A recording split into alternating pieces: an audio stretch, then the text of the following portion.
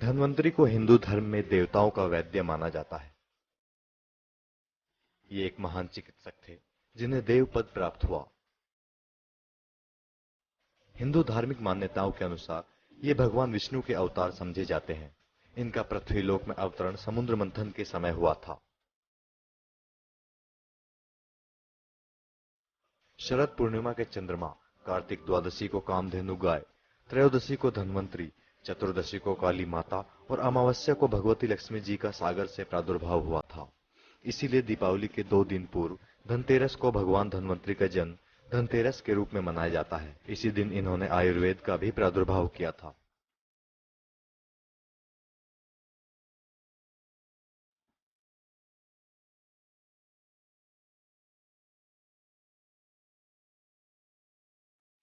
इन्हें भगवान विष्णु का रूप कहते हैं, जिनकी 4 भुजाएं हैं। ऊपर की दोनों भुजाओं में शंख और चक्र धारण किए हुए हैं, जबकि 2 अन्य भुजाओं में से एक में जलूका और औषध तथा दूसरे में अमृत कलश लिए हुए हैं। इनका प्रिय धातु पीतल माना जाता है। इसीलिए धनतेरस को पीतल आदि के बर्तन खरीदने की परंपरा भी है।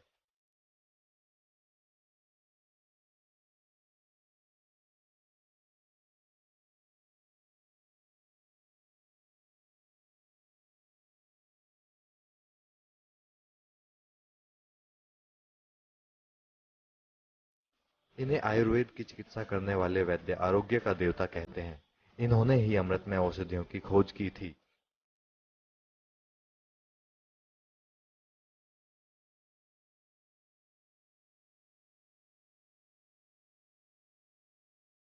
इनके वंश में दिवोदास हुए, जिन्होंने शल्य चिकित्सा का विश्व का पहला विद्यालय काशी में स्थापित किया, जिसके प्रधानाचार्य सुश्रुत बनाए गए थे।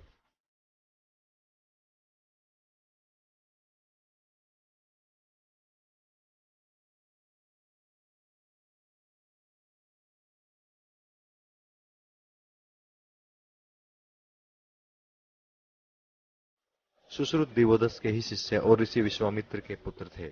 उन्होंने ही सुश्रुत संहिता लिखी थी।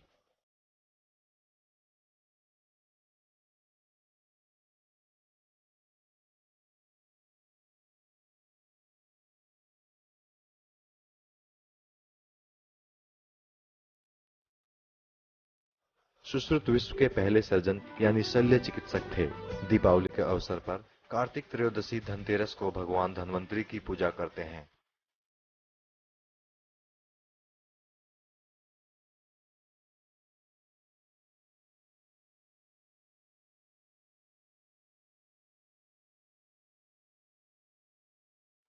कहते हैं कि शंकर ने विषपान किया, धन्वंतरि ने अमृत प्रदान किया और इस प्रकार काशी कालजयी नगरी बन गई।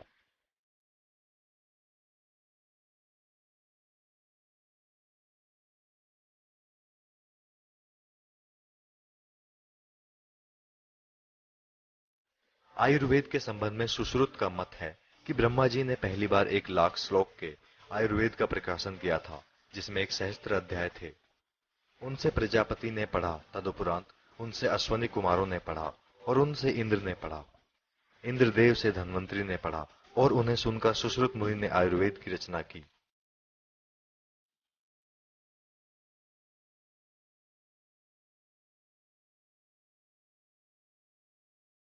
भाव प्रकाश के अनुसार आत्रेय प्रमुख मुनियों ने इंद्र से आयुर्वेद का ज्ञान प्राप्त कर उसे अग्निवेश तथा अन्य शिष्यों को दिया।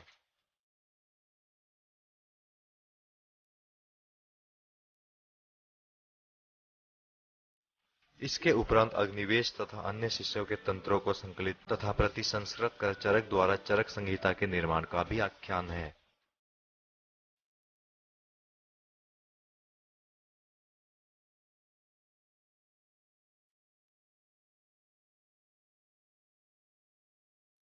वेद के संहिता तथा ब्राह्मण भाग में धन्वंतरि का कहीं नामोल्लेख भी नहीं है।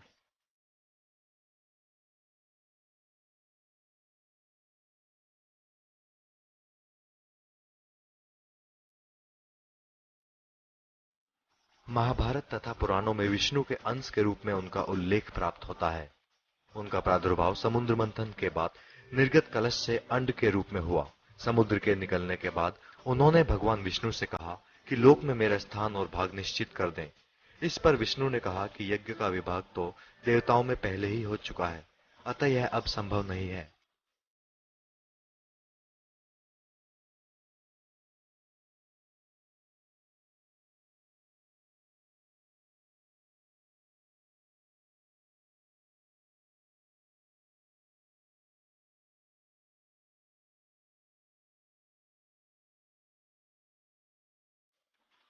देवों के बाद आने के कारण तुम ईश्वर नहीं हो, अतः तुम्हें अगले जन्म में सिद्धियां प्राप्त होंगी और तुम लोक में प्रसिद्ध होंगे। तुम्हें उसी शरीर से देवत्व प्राप्त होगा और द्विजातिगण सभी तरह से पूजा करेंगे। तुम आयुर्वेद का अष्टांग विभाजन भी करोगे।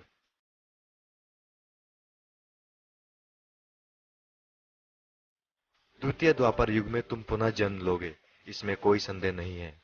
इस वर के अनुसार पुत्र काम काशीराज धन्व की तपस्या से प्रसन्न होकर अब्ज भगवान ने उसके पुत्र के रूप में जन्म लिया और धन्वंतरी नाम धारण किया। धन्व काशी नगरी के संस्थापक काश के पुत्र थे।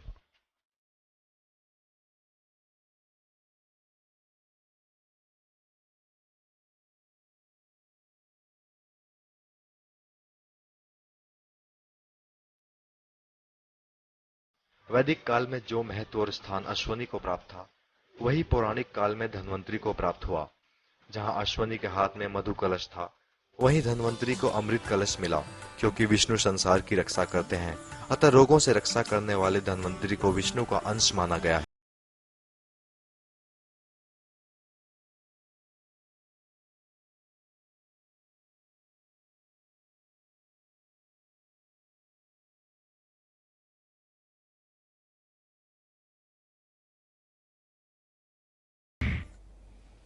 और हमारे साथ स्टूडियो में मौजूद हैं आचार्य पंडित वैभव नाथ शर्मा जी, जो कि हमें धनतेरस का महत्व बताएंगे। साथ ही अगर आपके मन में भी धनतेरस को लेकर कोई सवाल हो तो आप पंडित जी से पूछ सकते हैं। आचार्य जी, आपका हार्दिक स्वागत है। जी नमस्कार।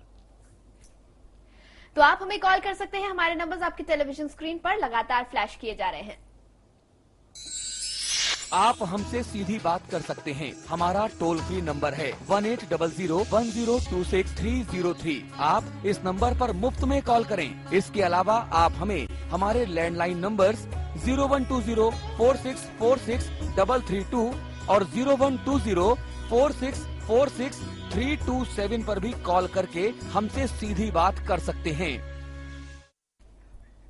और हम आपको बता दें कि हम आपको अलग अलग शहरों में, बाजारों में जो रौनक है, धनतेरस की जो धूम मची हुई है, वो भी सब दिखाएंगे। और इसके लिए हमारे सहयोगी अलग अलग शहरों में मौजूद हैं। लखनऊ से हमारे साथ अभिषेक सिंह जुड़ेंगे और इसके अलावा देहरादून के पलटन बाजार से सौरभ भाटिया हमारे साथ हैं। जयपुर के बड़ी चौपर बाजार से सचिन शर्मा हमारे साथ मौजूद है। तो तमाम ये हमारे सहयोगी भी हमारे साथ लगातार जुड़े रहेंगे। और चलिए सबसे पहले जान लेते हैं कि लखनऊ में क्या रौनक है धनतेरस के मौके पर। अभिषेक,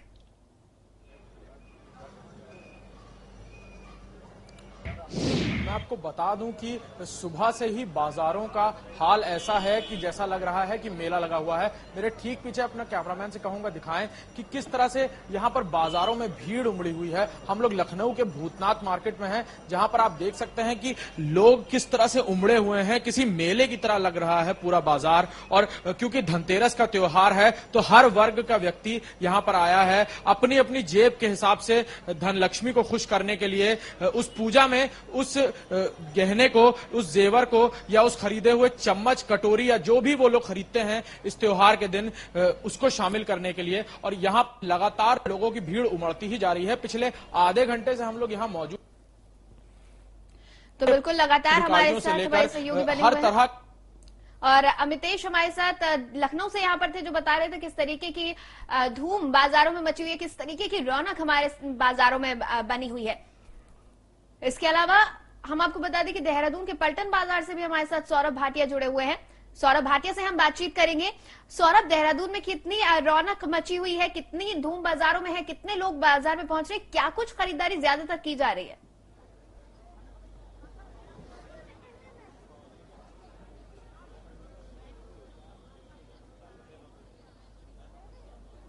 नितिशा, मैं आपको बता दूं कि जो देहरादून का पलटन बाजार है वो कहीं ना कहीं ये कहा जा सकता है ये राजधानी देहरादून का दिल है और यहाँ पर जो है हर वर्ग का आदमी आता है और धनतेरस का जब पावन पर्व है तो हर आदमी अपने अपने तरीके से यहाँ आता है, अपनी जेब को देखते हुए यहाँ पे आता है, क्योंकि महंगाई की जो मार है लगातार जो लोगों पे पड़ रही है तो उसको देखते हुए त्योहार मनाना बिल्कुल जो है लाजमी है। लोग जो है किसी भी त्योहार को छोड़ना नहीं चाहते, मिस नहीं करना चाहते, तो लोगों के अंदर जो है इसको लेकर काफी उत्साह रहता है। तो कहीं ना कहीं ये कहा जा सकता है कि लोग जो है अभी भी बाजारों की तरफ जो है उमड़ रहे हैं। हालांकि पूजा का जो है लगभग ये कहा जा सकता है कि समय हो चुका, लोग जो पूजा की तैयारी कर रहे हैं, घरों में जो है पूजा पाठ की जो बिल्कुल तैयारी हो, तो कहीं ना कहीं ये कहा जा सकता है कि लोग जो है पलटन बाजार और वो तमाम बाजारों की तरफ जो अपना रुख कर रहे हैं। जी नितिशा।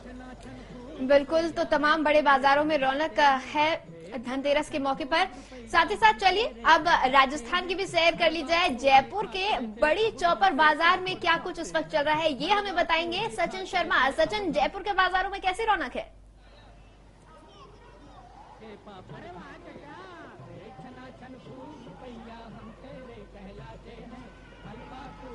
देखिए नीचे मैं आपको बता दूं कि जो जयपुर की सजावट है वो पहले वैसे ही पूरे भारत में प्रसिद्ध है। लोग दूर दूर से यहाँ की सजावट को देखने के लिए आते हैं। इस वक्त हम लोग जो है जोरी बाजार में खड़े हैं, बड़ी चौपड़ के पास में जोरी बाजार है। आप देख सकते हैं कि जो मेरे पीछे आप देख पा रहे होंगे कि बहुत अच्छी रौनक हो रखी है, पूरे बाजारों में रोशनी ज्यादा है। मैं अपने कैमरामैन को भी कहूंगा कि किस तरह से पूरे जयपुर को सजाया गया है। एक बार एक झलक आपको दिखा दें कि किस तरह से पूरे जयपुर को अच्छी तरह से सजाया गया है। ये सजावट जो है आज धनतेरस से शुरू होती है और दिवाली बाद भैया दूज तक ये जो रौनक है चलाई जाती है। आप देख सकते हैं कैमरे के माध्यम से, हमारे दर्शक देख सकते हैं कि किस तरह से जो है सजावट पूरे जयपुर में की गई है। सजावट के लिए खास व्यवस्था की जाती है। अलग अलग व्यापार मंडल जो है इस सजावट को तैयार करने के लिए काफी महीनों पहले शुरू कर देते हैं। मुख्य दरवाजे यहाँ बनाए जाते हैं। दुकानों के बाहर जो है एक अलग तरह का माहौल देखने को मिलता है। धनतेरस होने की वजह से आज भीड़ भी अच्छी खासी है, क्योंकि आज ये माना जाता है कि धनतेरस को धन कुबेर का दिन माना जाता है। इस दिन लोग जो है कुछ ना कुछ खरीदारी करने की कोशिश करते हैं। चांदी के सिक्के, सोने के जेवरात या बर्तन, इनमें से कोई ना कोई चीज जो है लोग खरीदने की कोशिश करते हैं। हमारे कैमरे के माध्यम से शायद अभी हमारे दर्शकों ने देखा है कि किस तरह की सजावट जो है पूरे जयपुर शहर में की गई है। सजावट को देखने के लिए जो है बाहर से भी लोग आते हैं, विदेशी सैलानी भी जो है काफी सजावट देखने के लिए आते हैं। और जिस भी दुकान के बाहर से लोग निकलते हैं उस दुकान के बाहर कहीं ना कहीं कुछ स्पेशल सजावट की जाती है। उसको देखने के लिए बहुत ही खूबसूरत नजारा जयपुर का नजर आ रहा है और जो तस्वीरें हमने देखी उम्मीद करते हैं दर्शकों को भी बहुत पसंद आ रही होंगी। लगातार आप सभी हमारे साथ बने रहे, हम इस चर्चा को जारी रखेंगे। फिलहाल हमारे साथ स्टूडियो में आचार्य जी भी मौजूद है, तो आचार्य पंडित वैभव नाथ शर्मा जी से बातचीत कर लेते हैं। आचार्य जी, आज के दिन ज्यादातर लोग बर्तन खरीद लेते हैं या फिर सोने चांदी का काफी चलन है, तो ये जो चलन है ये कहाँ से शुरू हुआ है? बर्तनों का क्या महत्व धनतेरस के दिन है? जी बिल्कुल, ये आपने बहुत ही महत्वपूर्ण प्रश्न पूछा है। ये आम व्यक्ति के लिए कौतूहल का विषय है कि ये ऐसा क्या पर्व है या इस पर्व में ऐसा क्या महात्मा है कि इसमें बर्तन अवश्य खरीदे जाते हैं। जिस तरीके से हम लोगों ने भी सारी कथा सुनी कि आज की ही तिथि में समुद्र मंथन के दौरान जब महर्षि धन्वंतरी जी का प्रादुर्भाव हुआ तो उनके हाथ में एक पात्र था जिसमें अमृत था। तो वो जो अमृत कलश था उसके लिए फिर देवताओं में और दानवों में महायुद्ध हुआ, महासमर हुआ, जिसकी लीला भी हम जानते हैं। भगवान विष्णु ने कहा कि मैं अप्सरा स्वरूप लेकर के सबको समान रूप में इस अमृत का वितरण करता हूं। तो उन्होंने अमृत पान कराना आरंभ किया। तो तब से ये भ्रांति या यूं कह लें कि ये मान्यता हमारे इस समाज में स्थापित हो गई, हमारे संस्कारों में स्थापित हो गई कि आज की तिथि में आप जो बर्तन खरीद के लाते हैं उसमें कहीं ना कहीं उस धातु में या जो आप कीमती धातु खरीदते हैं उसमें कहीं ना कहीं अमृत का कोई संबंध होता है। कुछ ऐसा कहीं ना कहीं एक संयोग बना होता है कि उस धातु को लेकर के आने से, उस बर्तन, उस पात्र को लेकर के आने से, और उस जो आम प्रचलन है वो ये है कि जब आप बर्तन खरीद के लाते हैं उस नए बर्तन में ही आज जो है शुभ मुहूर्त में महालक्ष्मी और भगवान श्री गणेश की उनको स्थापित करके पूजा करते हैं। तो आज का ये जो महत्व है वो इसीलिए है कि पात्र खरीदते हैं, ये मान करके पात्र खरीदते हैं कि ये वही अमृत कलश वाला पात्र है जो धन्वंतरी देवता अपने हाथ में लेकर के पृथ्वी पर प्रादुर्भाव उनका हुआ था, वो जन्म लिए थे।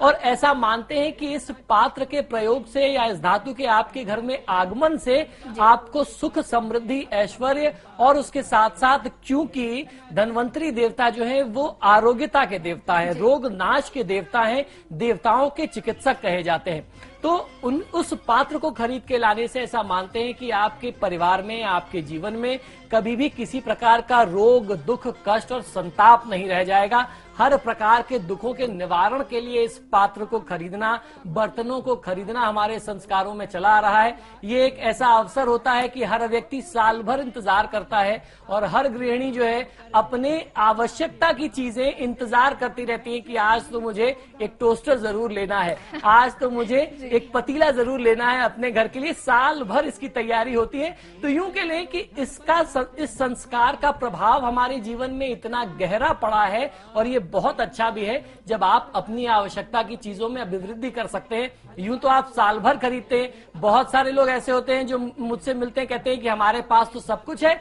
लेकिन धातु के नाम पे हम एक चम्मच ही खरीदेंगे जरूर, धातु खरीदना है।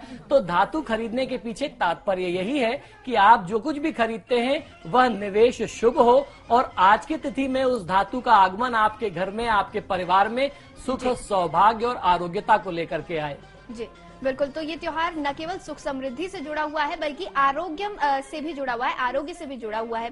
आचार्य जी, जैसा कि आपने बताया कि कुछ न कुछ धातु खरीदा जाता है और हमारी संस्कृति में, हमारे धर्मशास्त्रों में हर चीज के लिए एक नियम जरूर बना हुआ है। तो क्या ऐसा भी कोई नियम है कि कितनी मात्रा में हमें खरीदना चाहिए? क्या राशियों के अनुसार या फिर ग्रह नक्षत्रों के अनुसार कुछ ऐसा दिया हुआ है हमारे शास्त्रों में? देखिए, निश्चित तौर पे राशियों के अनुसार जरूर आप कर सकते हैं। हर दिन का जो राशि चक्र होता है उसके अनुसार किसी तत्व की प्रधानता होती है, उसके अनुसार ही किसी व्यक्ति को शॉपिंग करनी चाहिए, ये जरूर है।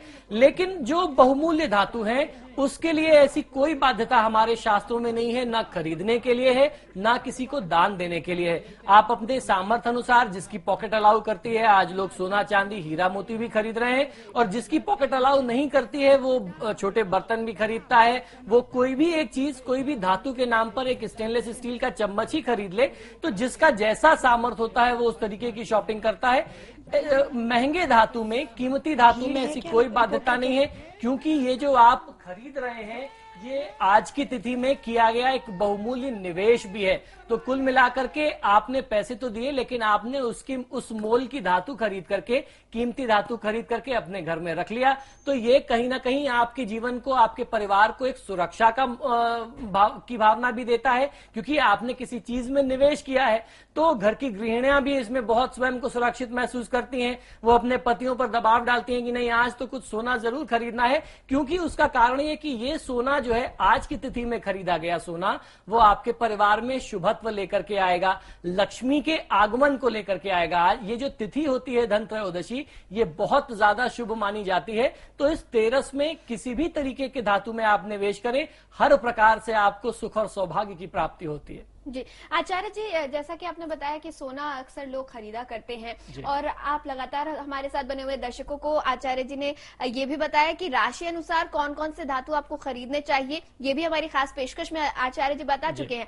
लेकिन आचार्य जी, क्या कोई ऐसी धातु है जो कि खरीदना सभी के लिए शुभ होता हो? क्या सोने को अगर खरीदे लोग तो वो शुभ होगा सभी के लिए? जी बिल्कुल, कितनी ऐसा मात्रा में खरीदी जाए? जी बिल्कुल, निश्चित तौर पे। देखिए, जैसे मैंने कहा कि सोना चांदी और उसके साथ साथ पीतल, स्टेनलेस स्टील का जिक्र हमारे शास्त्रों में नहीं था, क्योंकि उस समय वो नहीं था। अब आज के समय में, हाल फिलहाल के वर्षों में प्रचलन में है। तो सोना, चांदी, पीतल, तांबा, इस तरीके के जो महंगे धातु हैं और जो कुछ थोड़े महंगे धातु हैं जो हम लोग अभी भी अफोर्ड कर सकते हैं, इस तरीके के धातु आप अपने दैनिक दिनचर्या में प्रयोग के या ओकेजनली जो आपको यूज करना है, आप कभी भी खरीद सकते हैं। इसमें राशियों का कोई बंधन नहीं है। आज की तिथि में देखिए, जैसे हम लोगों ने राशि अनुसार भी चर्चा की, तो उसमें अमूमन सोना हर राशि के लिए सूट करता था। उसमें हम लोगों ने सबको बताया कि कोई ज्यादा मात्रा में खरीद ले, कोई कम मात्रा में खरीद ले, लेकिन सोना खरीदे जरूर, क्योंकि ये एक निवेश का भी बहुत अच्छा अवसर होता है। आप चाह करके भी बाकी पूरे वर्ष में निवेश नहीं कर पाएंगे, लेकिन इस समय परिवार के दबाव में, ऐसा हमारा संस्कार है कि इस समय आपको निवेश करना है, तो कहीं ना कहीं से व्यवस्था करके आप अपने खर्चों को काट करके निवेश करेंगे, जो आपको ही कहीं ना कहीं अल्टीमेटली सुरक्षा देने वाला है। तो निश्चित तौर पे कोई भी व्यक्ति अपनी क्षमता के अनुसार बहुमूल्य धातुओं में निवेश करे, उसमें कोई कष्ट नहीं है, कोई दिक्कत, कोई बाधा नहीं होती। जी बिल्कुल बिल्कुल। हमारी खास पेशकश लगातार जारी है, लेकिन फिलहाल एक छोटे से ब्रेक के लिए रुक रहे हैं। जल्द हाजिर होंगे, बने रहिए हमारे साथ। ब्रेक के बाद आप सभी का एक बार फिर स्वागत है। धनतेरस के इस शुभ अवसर पर हमारी खास पेशकश धनतेरस लगातार जारी है और हमारे साथ स्टूडियो में पंडित वैभवनाथ शर्मा जी भी बैठे हुए हैं, लगातार हमारा साथ दे रहे हैं। इस वक्त कुछ दर्शक हैं जो कि फोन लाइन पर जुड़े हुए हैं, आचार्य जी से सलाह मशवरा चाहते हैं। तो हमारे साथ इस वक्त राजगढ़ से मनोज जुड़े हुए हैं, अपना प्रश्न करें आप और साथ ही साथ जो भी आपको समस्या है वो पूरी विस्तार से बताएं। हेलो जी हेलो जी बताइए, आपको सुन रहा हूँ। नमस्कार आचार्य जी। जी नमस्कार, बताइए। ये सबसे पहले ये पूछना चाहता हूँ कि ये सिर्फ धातु ही खरीद सकते हैं, इलेक्ट्रॉनिक वस्तु भी खरीद सकते हैं? जी बिल्कुल, इलेक्ट्रॉनिक्स में भी धातु है, बिल्कुल खरीद सकते हैं। मैंने ये कहा कि आपके घर के उपयोग के लिए गृहोपयोगी वस्तुएं आप कुछ भी खरीद सकते हैं। आप लकड़ी के कोई फर्नीचर खरीदना चाहें, आप गाड़ी खरीदना चाहें, आप शेयर्स खरीदना चाहें, जो भी इन्वेस्टमेंट करना चाहें जो आपके काम का हो, आपकी जरूरत का हो, आप भवन भूमि इत्यादि में निवेश कर सकते हैं। देखिए, एक बात ये समझिए कि आज की जो तिथि है, आज के दिन किया गया निवेश आपके किसी भी काम को कई हजार गुना उसमें अभिवृद्धि करता है। यानी अगर आज की तिथि में 1 रुपए निवेश किया तो आने वाले समय में वो चीज आपको 1000 रुपए का लाभ दे सकती है। तो आप अपनी क्षमता और अपनी आवश्यकता के अनुसार जो भी चीजें खरीदना चाहें, चाहे वो आप कीमती धातु खरीदें या आपको इलेक्ट्रॉनिक्स खरीदना चाहते हैं, आपकी जरूरत है कि आपको लगता है आपकी टीवी पुरानी हो गई है, आप फ्रिज खरीदना चाहते हैं, आप ओवन खरीदना चाहते हैं, जो कुछ भी आपकी आवश्यकता की चीज है आप जरूर खरीदें, निसंकोच खरीदें। आपके परिवार को और आपको बहुत खुशी मिलेगी, बहुत अच्छा लाभ मिलेगा और आज जो भी खरीदेंगे वो लंबे समय तक चीजें आपका साथ निभाएंगी। तो बिल्कुल त्योहार सुख समृद्धि को घर लाने का ही है और इस वक्त हम सीधा रुख करेंगे लखनऊ का, जहां से अभिषेक हमारे साथ बने हुए हैं। अभिषेक, ज्यादातर किस चीज की खरीदारी लखनऊ में लोग कर रहे हैं? आपकी बातचीत तो कुछ लोगों से हुई होगी। जी आपको बता दूं कि इस वक्त भी हम लोग भूतनाथ मार्केट में खड़े हैं और यहाँ पर पीछे एक सराफा मार्केट है, यहाँ पर हम लोग खड़े हैं। पीछे मार्केट से अब तक मैं बता भी नहीं सकता आपको कि किस तरह की भीड़ यहाँ से उमड़ी है और लोग अक्सर दुकान के बाहर ही खड़े होकर लाइन लगाकर यहाँ पर सामान खरीद रहे हैं। ये चांदी के लक्ष्मी और गणेश जी की मूर्ति है और ये सबसे ज्यादा इस बार डिमांड में है। इस दुकान की बात की जाए,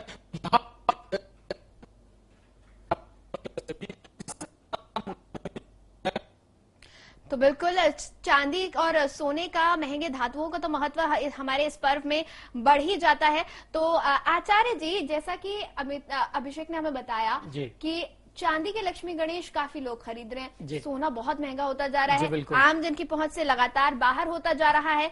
तो क्या चांदी खरीदने से भी माँ लक्ष्मी को प्रसन्न किया जा सकता है? कितनी महत्ता चांदी की बढ़ गई है, भौतिक संसार के हिसाब से देखे तो भी और धर्मशास्त्रों के अनुसार देखे तो भी? जी बिल्कुल, देखिए चांदी को हमारे यहाँ धर्मशास्त्रों में उतना ही महत्व दिया गया जितना सोने का महत्व है।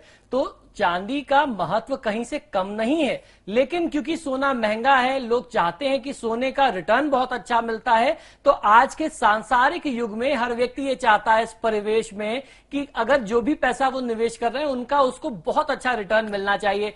चांदी का क्योंकि दाम थोड़ा धीरे धीरे बढ़ता है, चांदी में रिटर्न थोड़ा कम मिलता है इस वजह से। लेकिन महत्व के मामले में अगर धार्मिक दृष्टिकोण से आप देखते हैं तो उसकी महत्ता कहीं से कम नहीं है। अगर स्वर्ण उपलब्ध ना हो तो उसके बाद जो धातु ग्राह्य है हमारे पूजा पाठ में, धार्मिक अनुष्ठानों में, तो वह चांदी ही है। आपने देखा कि चांदी की मूर्तियां सबसे ज्यादा प्रयोग की जाती हैं। अष्ट धातु में भी चांदी एक बहुत ही महत्वपूर्ण धातु है जिसको अलॉय के तौर पे यूज किया जाता है। उसका भी एक हिस्सा होता है, उसके कुछ केमिकल कंपोनेंट्स होते हैं, उसका एक सेट रेशियो है कि कितने रेशियो में कौन सी धातु मिलानी है। तो अष्ट धातु जो हमारे शास्त्रों में सबसे प्रमुख बताए गए हैं उसमें भी चांदी का एक बहुत प्रमुख स्थान है। तो ऐसी में जिन लोगों की पॉकेट अलाउ ना करती हो, निश्चित ही निसंदेह सोना बहुत ज्यादा महंगा हो गया है, आम आदमी की पहुंच से वाकई बहुत दूर है। तो ऐसे में आपको निराश नहीं होना, अपने मन को नहीं मारना है। आप निसंकोच बहुत अच्छे मन से, बहुत पूरे उत्साह के साथ चांदी खरीदिए। चांदी का भी महत्व उतना ही है और उसको लेकर के आइए जहां आपने अपने घर में पूजा के लिए प्लानिंग कर रखी है कि इस बार दिवाली और धनतेरस में यहां माता की पूजा करनी है, तो मां लक्ष्मी को स्थापित करें, क्योंकि आज नई मूर्तियां भी खरीद के आएंगी। तो मां लक्ष्मी और गणेश की नई मूर्ति को स्थापित करें। उनके चरणों में आपने चांदी जो खरीदा है या जो सोना खरीद रखा है उसको आप अर्पित करें। जो भी पात्र आपने खरीद रखे हैं वो उनको अर्पित करें, उनमें भोग लगाएं, आपको बहुत अच्छा फायदा मिलेगा। और बिल्कुल लगातार हमारे सहयोगी भी हमारे साथ बने हुए हैं, तो सीधा जयपुर का रुख करते हैं। सचिन, जयपुर के बाजारों में काफी रौनक देखने को मिल रही है और बहुत ही खूबसूरती से सजाया भी गया है बाजारों को। मैं इस वक्त देख पा रही हूँ आपके आसपास कुछ लोग भी मौजूद हैं, हम चाहेंगे आप उनसे बातचीत करवाएं और वो हमें बताएं क्या कुछ उन्होंने आज खरीदा है, किस तरीके की तैयारियां धनतेरस के लिए उन्होंने आज की और कैसे उनका दिन रहा है।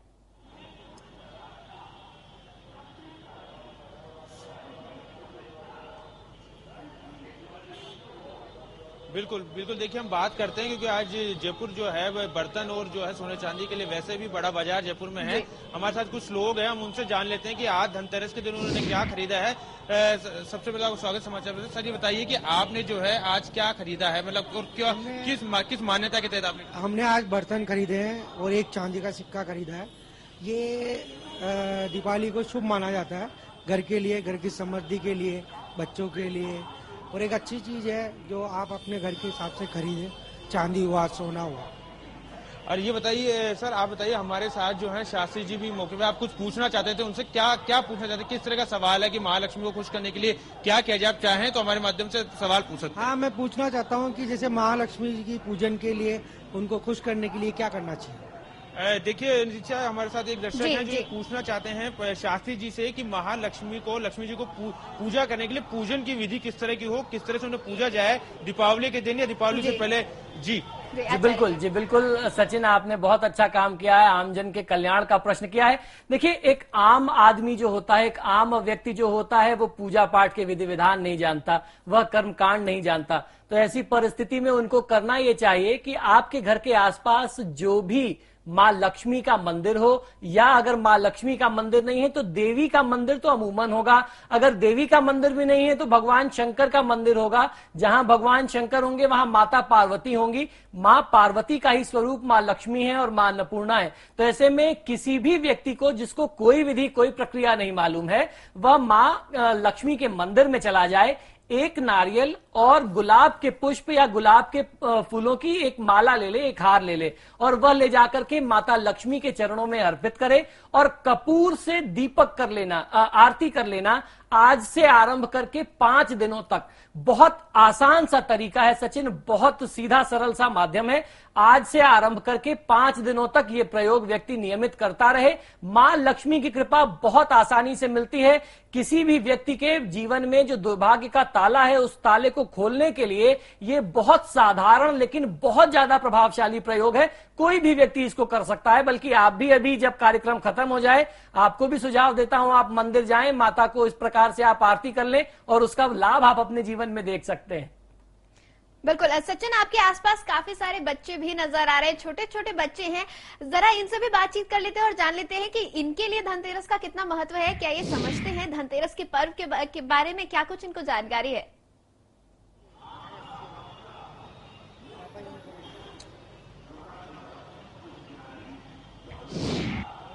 बिल्कुल बिल्कुल, बात कर लेते हैं, हमारे साथ कुछ बच्चे भी, उनसे पूछ लेते हैं कि क्या कुछ है। बेटा ये बताइए कि आप पापा मम्मी के साथ आए हैं बाजार में, धनतेरस में जो खरीदारी हो रही है इसका मतलब जानते हैं या सिर्फ रोशनी देखने के लिए आए हैं? रोशनी देखने के लिए। बच्चा जो है देखिए नीचे यही है कि इन्हें धनतेरस का तो मतलब नहीं पता, लेकिन मम्मी पापा के साथ बाजार जरूर आए हैं। मन की कुछ जो इनकी चीजें हैं, क्या कुछ खरीदा है, अपने लिए क्या खरीदा है, क्या मांग करती है? पटाखे। देखिए, बच्चों के लिए दीपावली का मतलब है पटाखे और रोशनी, और ये बच्चा भी हमें यही कह रहा है कि इन्हें सिर्फ पटाखे खरीदे और रोशनी देखने के लिए आए हैं। एक मोहतरमा हमारे साथ, उनसे पूछ लेते हैं कि उन्होंने क्या कुछ खरीदा है, क्या उन्हें क्या लगता है। मैम आप बताइए कि दिवाली का दिन है, महालक्ष्मी को खुश करने के लिए बर्तन खरीदते हैं, आपने क्या कुछ खरीदा है और क्या? आज हमने बस एक बर्तन खरीदा है और आज बच्चे के लिए ना पायल खरीदने की हम सोच रहे हैं, इसलिए हम और बाजार में बच्चों को रोशनी दिखाने लाए हैं। बिल्कुल, देखिए जो लोग हमारे साथ, उनका यही कहना है कि आज धनतेरस के दिन जो है ये सब लोग बर्तन खरीद लेंगे, क्योंकि सोना चांदी जो है लोगों की पहुंच से काफी दूर हो चुका है। वहीं बच्चों को लेके आए हैं, जो है मार्केट से सामान खरीद रहे हैं। बच्चों से हमने बात की कि पटाखे ये लोग खरीद रहे हैं। कुछ और लोग हैं, उनसे बात कर लेते हैं कि क्या कुछ। आप बताइए दोस्त कि आप किस लिए आए हैं, रोशनी जो जयपुर की है कैसी लग रही है, क्या कुछ महसूस कर रहे हैं? जी बहुत अच्छी रोशनी है यहाँ की, बहुत अच्छी सजावट की गई है, देखने में बहुत ऑसम फीलिंग आ रही है। बस इतना ही, और शॉपिंग भी करने आए हैं, थोड़ी बहुत शॉपिंग करनी है। भैया आप बता दीजिए कि जयपुर की रोशनी कैसी लगी आपको? बहुत बढ़िया लग रही है, अपने यहाँ देखने के लिए आएंगे, बहुत अलग अलग तरह की रोशनी हो रही है, बहुत अच्छा लग रहा है, हम घूमने भी आए, शॉपिंग करने भी आए। सचिन, बिल्कुल बहुत ही खूबसूरती से जयपुर के बाजारों को सजाया गया है। रोशनी का पर्व है, सभी इस रोशनी का लुत्फ उठा रहे हैं, खूबसूरती का लुत्फ उठा रहे हैं। फिलहाल हम देहरादून का रुख करेंगे, जहां से सौरभ भाटिया हमारे साथ जुड़े हुए हैं। सौरभ, आपकी भी लोगों से बातचीत हुई होगी, लोगों ने क्या कुछ तैयारियां की, क्या खरीदारी आज लोगों ने की?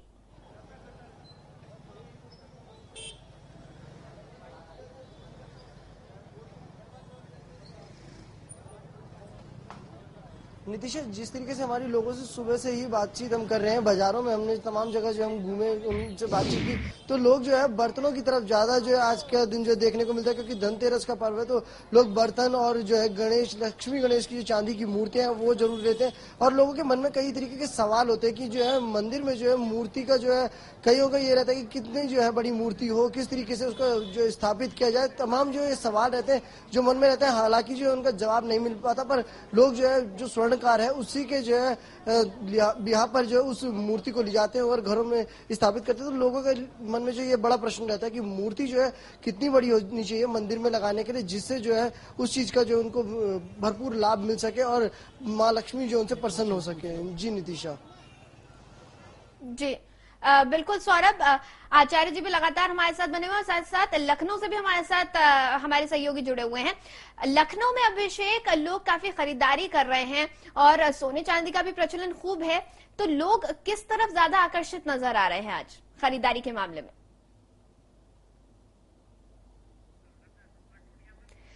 तो अभिषेक से लगता है हमारा यहाँ संपर्क टूट गया है, लेकिन आचार्य जी लगातार हमारे साथ बने हुए हैं। आचार्य जी से हम बातचीत करेंगे। आचार्य जी, लोग दिन भर आज खरीदारी करते रहे हैं, लोगों ने काफी कुछ खरीदारी की और आपने शुभ मुहूर्त भी बताया था। वैसे तो त्योहार में हर मुहूर्त शुभ होता है, लेकिन कई लोग ऐसे भी होंगे जो अपने कामकाज के चलते दिन भर उनको वक्त नहीं मिल पाया। क्या रात में कोई ऐसा शुभ मुहूर्त है कि जिस दिन वो खरीदारी करे और सारे साल भर के लिए उनके घर में सुख संपन्नता का वास हो? जी निश्चित ही बहुत अच्छे मुहूर्त है। मुहूर्त के बारे में हम लोग चर्चा करें, लेकिन उससे पहले मैं आपके जो ये देहरादून के संवाददाता ने प्रश्न किया कि आम जनमानस वहां पे ये परेशान है, उनको ये बात का जवाब या उत्तर नहीं मिल रहा कि कितनी मात्रा प्रमाण की, कितनी बड़ी उनको धातु की मूर्तियां खरीदनी चाहिए अपने घर में रखने के लिए। निश्चित ही ये बहुत आवश्यक प्रश्न है, क्योंकि हमारे यहाँ धर्मशास्त्रों में, वास्तुशास्त्र में या ज्योतिष के शास्त्रों में मूर्तियों को घर में रखने या स्थापित करने के बारे में भी कुछ विधि विधान बताए गए हैं, कुछ नियम बताए गए हैं। यदि आप कुछ नियम के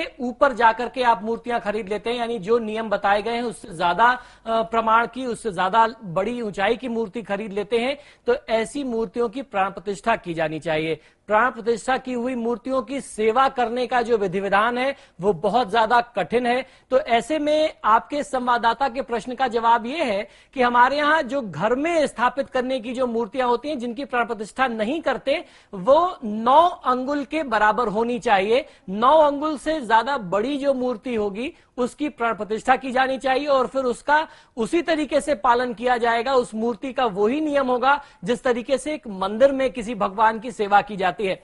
अब आम व्यक्ति ये कैसे देखे कि 9 अंगुल प्रमाण से ज्यादा की कोई मूर्ति है? तो हमारे यहाँ जो एक आम जनमानस या एक आम जो प्रचलन है मूर्ति को नापने का, 9 अंगुल का प्रमाण वास्तुशास्त्र में कहते हैं। तो आप 4 अंगुल ऐसे रख सकते हैं, 4 अंगुल ऐसे रख सकते हैं और एक इसके ऊपर रखें। यदि इस साइज से बड़ी मूर्ति होती है तो वो आप अपने घर में रखने के लिए अलाउड नहीं है, यानी उसकी आज्ञा हमारा शास्त्र नहीं देता। अगर 9 अंगुल के प्रमाण से छोटी मूर्ति है, आप उसको अपने घर में रख करके उसकी पूजा कर सकते हैं। अब रही बात नितिशा ने जो प्रश्न पूछा कि आज की तिथि में किस समय में पूजा किया जाए। देखिए, पूजा करना, किस विशेष मुहूर्त में खरीदारी करना, ये बहुत ज्यादा आवश्यक होता है, क्योंकि हमारे यहाँ हमारे संस्कारों में मुहूर्त का बहुत बड़ा विधान है। पूरे दिन में अलग अलग बहुत सारे मुहूर्त थे, लेकिन 4:35 से 6:15 का एक काल ऐसा था जो बहुत ज्यादा अशुभ था। इस समय में कोई खरीदारी नहीं करनी चाहिए, इस समय में कोई भी पूजा पाठ नहीं किया जाना चाहिए था, वह काल अब निकल चुका है। उसके बाद का ये जो समय है, जिस समय में हम लोग ये चर्चा कर रहे हैं, ये बहुत ही अच्छा, बहुत ही शुभ काल है। इस समय में जो आप खरीदारी करेंगे वो आपके लिए बहुत अच्छी होगी, और इस समय में जो आप पूजा पाठ करेंगे, मां लक्ष्मी की साधना करेंगे, वो बहुत विशेष होगी। रात में 10:11 से 1:15 बजे तक का जो समय है, जो काल है, वह महालक्ष्मी की साधना के लिए आज की तिथि में बहुत ही विशेष मुहूर्त है। एक बार फिर से समझ लीजिए, 10:15 बजे से रात में 1:11 तक का जो समय है, वो बहुत ही विशुद्ध समय है, जिस समय में आप महालक्ष्मी की साधना कर सकते हैं। जो भी आपको सामान्य सी पूजा करनी है, जिस भी माध्यम से करनी है, आप इस समय में करेंगे तो आपकी जो भी खरीदारी है, जो भी आपने छोटा या बड़ा निवेश किया है, उसका लाभ आपको बहुत अच्छा मिलेगा। बिल्कुल आचार्य जी, एक प्रश्न और है जो मेरे मन में आ रहा है। हमने अब तक चर्चा की कि लोग अपने घरों में किस तरीके से शुभता बढ़ाने की कोशिश करें, क्या कुछ खरीदारी महिलाएं कर रही हैं, पुरुष अपने घरों के लिए खरीद रहे हैं, इलेक्ट्रॉनिक अप्लायंसेस की हमने बात करी, बर्तनों की, सोने चांदी की, हर चीज की बात हो गई। लेकिन जो व्यापारी बंधु हैं, वो किस तरीके से धनतेरस का लाभ उठाएं, कैसे अपने व्यापार के लिए और शुभता और संपन्नता लाएं? जी बिल्कुल, देखिए, व्यापारी बंधु के लिए भी ये समय बहुत विशेष होता है, जब वो अपने व्यापार में अभिवृद्धि कर सकते हैं।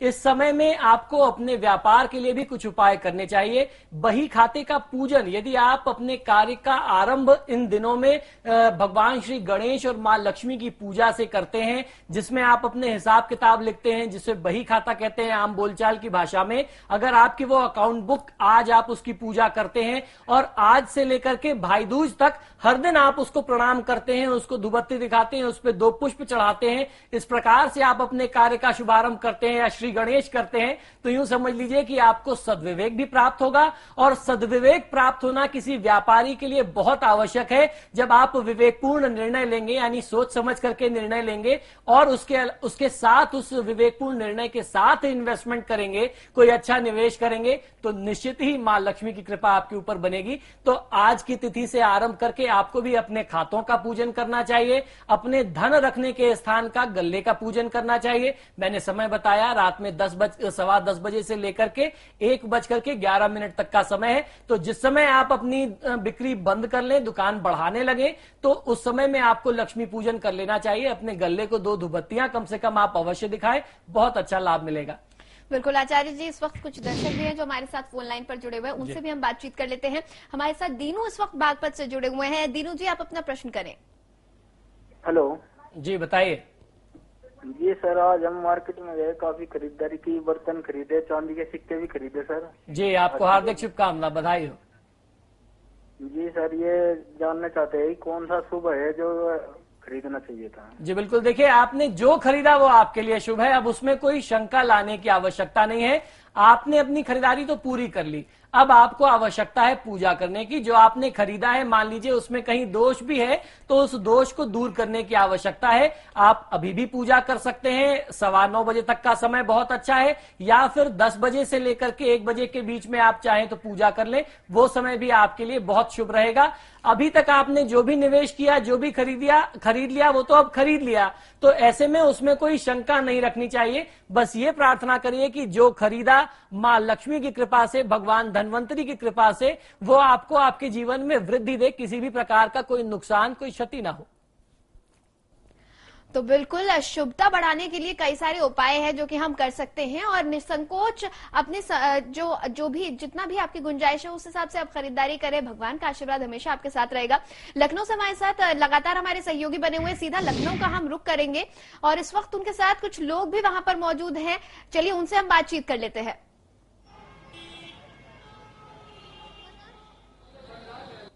जी, हमारे साथ यहाँ कुछ लोग मौजूद हैं जो लगातार यहाँ सोने चांदी की दुकानों में भीड़ उमड़ी हुई है। मैम, क्या खरीदने आई थी आप, और आचार्य जी से क्या सवाल है आपका? प्रणाम आचार्य जी, मैं अभी यहाँ पे जेपी ज्वेलर्स से, भूतनाथ मार्केट से, इंदिरा नगर के, मैंने अभी चांदी का एक सिक्का खरीदा है। कहा जाता है कि आज धनतेरस के दिन चांदी खरीदना शुभ होता है, तो ये मुझे बताएं कि इसको कहाँ पे रखना चाहिए, पूजा के स्थान पर रखना चाहिए या कहीं और अपने लॉकर में रखना चाहिए, इसकी मुझे थोड़ी सी जानकारी चाहिए होगी। जी बिल्कुल, जी बिल्कुल, निश्चित तौर पे देखिए, घर में जब आप आज की तिथि में कोई कीमती धातु खरीद के लाते हैं तो जिस जगह आपने माँ लक्ष्मी को स्थापित कर रखा है, आज के ही दिन में माँ लक्ष्मी की स्थापना होती है और दिवाली की रात में उन्हें घर के पूजा स्थान में पूजा करके स्थापित कर दिया जाता है। तो आज की तिथि में आपने जहां पर भी अपने घर में पूजा का स्थान निश्चित किया है, एक लाल या सफेद वस्त्र बिछा करके आपने जो चांदी का सिक्का खरीदा है उसके ऊपर थोड़ा सा जल छिड़क दीजिए, उसको शुद्ध कर दीजिए, एक तिलक लगाइए, रोली का या हल्दी का, पीले चंदन का, केसर का, किसी भी चीज का एक तिलक लगाइए और उसके बाद उसको माता के चरणों में अर्पित कर दीजिए इस भावना के साथ कि तेरा तुझको अर्पण, क्या लागे मेरा, आपका था मैंने आपको दे दिया, बस आप इसमें वृद्धि करते रहना। और फिर उसके बाद आप जब ये पूजा पूरी कर लें, कल प्रातःकाल स्नान करने के उपरांत अशुद्ध स्थिति में नहीं, नहा करके स्वच्छ वस्त्र धारण करके देवी को एक बार आप फिर से अगरबत्ती दिखा लें, धूप बत्ती दिखा लें और उस सिक्के को उठा करके आप अपने धन रखने के स्थान में रखिए। आपको कभी जीवन में कोई शिकायत नहीं आएगी, मां लक्ष्मी की कृपा आपके परिवार पर निरंतर बरसती रहेगी। बिल्कुल। अभिषेक, मुझे आपके आसपास कई सारी महिलाएं भी नजर आ रही हैं और महिलाओं को आभूषणों से, सोने से बहुत ज्यादा प्रेम होता है, लेकिन इस बार महंगाई कुछ बढ़ गई है, तो हम चाहेंगे कि आप इन महिलाओं से पूछिए कि इस बार उन्होंने क्या खरीदारी की है और क्या महंगाई के बावजूद भी उनका जो प्रेम है आभूषणों के प्रति, क्या वो उतना ही बना हुआ है?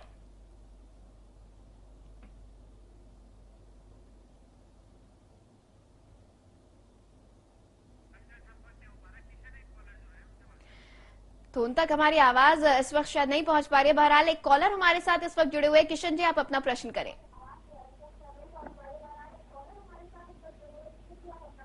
हाँ जी, मैं किशन सोनी मौजूद रावला मंडी, जिला गंगानगर जी, बताइए। बोल रहा हूँ। हाँ जी गुरु जी, मैं तो आपसे अर्ज कर रहा हूँ कि क्या है कि ये जो पटाखे वगैरह बजाए जाते हैं तो क्या ये हमारे लिए शुभ है? हम मतलब प्रदूषण भी फैलाते हैं और कई प्रजाति है वो खत्म हो जाती है। जी बिल्कुल, आपने बहुत अच्छी बात कही। प्रकृति के साथ जी बिल्कुल, जी बिल्कुल। हम लोगों ने निरंतर इस पर्व के दौरान चर्चा की है। देखिए, ये जो 5 दिन का पर्व है, इसमें दिवाली के बाद जो दूसरा दिन आता है, जो प्रतिपदा की तिथि होती है, जिसे हम गोवर्धन पूजा के नाम से जानते हैं, गोवर्धन का जो पर्व है वो ये संदेश देता है कि हमें प्रकृति का संरक्षण करना चाहिए। इसीलिए गोवर्धन नामक पर्वत की पूजा भगवान श्री कृष्ण ने आरंभ करवाई थी। और ये बहुत दुख की बात है, पटाखों का प्रयोग आज के समय में जिस तरीके से, जिस मात्रा में होता है, उस तरीके से नहीं किया जाना चाहिए। आपने बहुत अच्छी बात कही। ये पर्व है दीपों का, ये त्योहार है दीप जलाने का।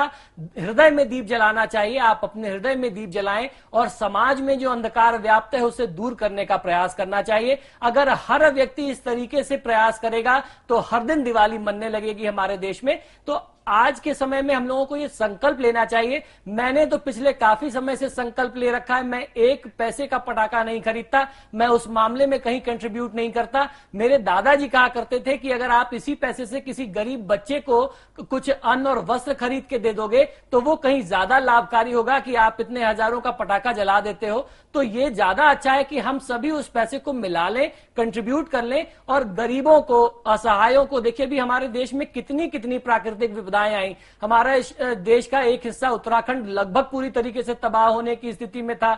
वही स्थिति हमारे देश में उड़ीसा में इस समय आई हुई है। तो ऐसे में हम सब भाई बंधु यदि एकजुट हो जाएं और जितना हमने सोच रखा है, और पटाखा आज की डेट में लोगों के लिए दिखावे का एक बहुत बड़ा स्तर बन गया है। जो जितना बड़ा होता है, जितना सक्षम होता है, उतने ज्यादा पटाखे छोड़ता है। तो ऐसे में जो जितना बढ़-चढ़ के दान करे वो कहीं ज्यादा अच्छा होगा। जब यदि आप मानव सेवा के लिए प्रयास करते हैं, उसके निमित्त दान करते हैं, तो वो आप कहीं और अच्छी से दिवाली मना सकते हैं जब आपके माध्यम से किसी दूसरे के घर में चिराग जलेगा, दिया जलेगा।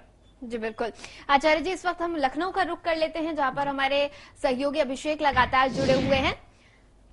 तो अभिषेक, आप अपनी तरफ से क्या प्रश्न करना चाहेंगे? जाहिर सी बात है, आप काम तो कर रहे हैं, धनतेरस का दिन है, लेकिन आप भी तो त्योहार मनाना चाह रहे होंगे। क्या आपका भी कोई प्रश्न है आचार्य जी से?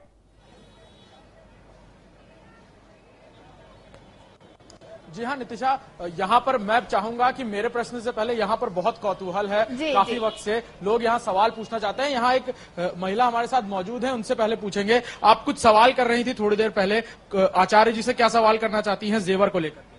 जेवर को लेकर ये सिक्का जो चांदी का सिक्का आज खरीदे हैं हम लोग, उसको कहाँ रखे? लॉकर में रखे कि पूजा? जेवर को लेकर के क्या पूछना चाह रही, कौन सा जेवर पूछ रही थी आप? हाँ, हम कौन सा जेवर खरीदे?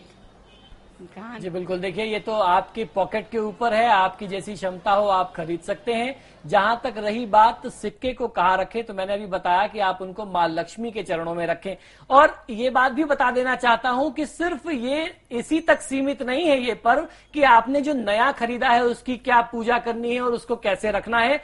आज की तिथि में और खासतौर पर दिवाली की तिथि में, इन 2 दिनों में आपके पास अपने पुराने समय से जो पैतृक आभूषण चले आ रहे हैं या आपने जो अभी तक खरीदे हैं, उनको भी माता लक्ष्मी के समक्ष रखने का विधान है। उनको भी आप मां लक्ष्मी के समक्ष रखिए, उनकी भी पूजा करिए, क्योंकि उसकी भूमिका, उसका महत्व कहीं कम नहीं हुआ है।